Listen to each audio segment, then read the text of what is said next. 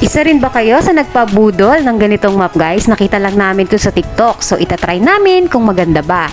Nakikita nyo ba itong bakal na yan? Yan yung sumasala sa buhok na inyong mamamap. Tapos dito naman yung malinis na tubig at maruming tubig. Dito naman dumadaan yung o palabas yung maruming tubig. At dito naman tayo po nagre-refill ng malinis na tubig na dedirekta po dyan. Yan. So makikita natin mamaya kung paano ba ito gumagana.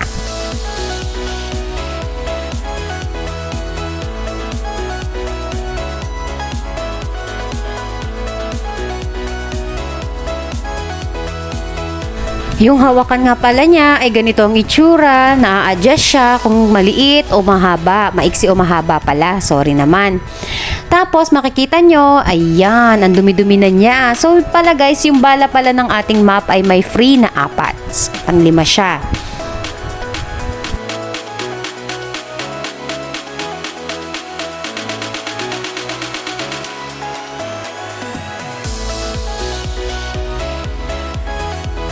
So, itatry na nga pala natin siya. Tingnan natin kung malilinis ba talaga.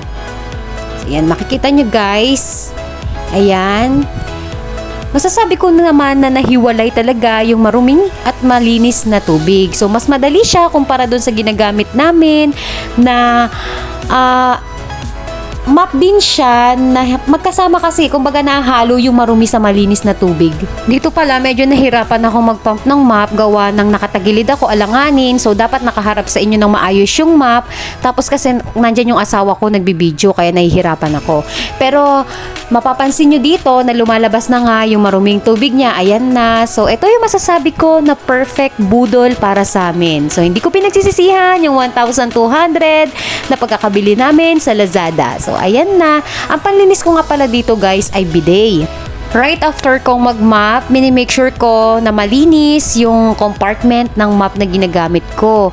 Kasi kapag feeling ko na naiwan ko yung map na tuyo, tapos natagalan siya, may hirapan na akong tanggalin. Kaya right after ko maglinis, ayun nga, binibiday ko. Makikita nyo, tuwang-tuwa yung asawa ko sa paglilinis kasi masasabi niya rin na perfect budol ito para sa amin. Yun lamang po. Maraming salamat. Kung nakatulong itong video na to, wag niyong kakalimutan mag-like, i-share, i-subscribe, at mag-comment sa video na ito. Maraming salamat po muli. Paalam!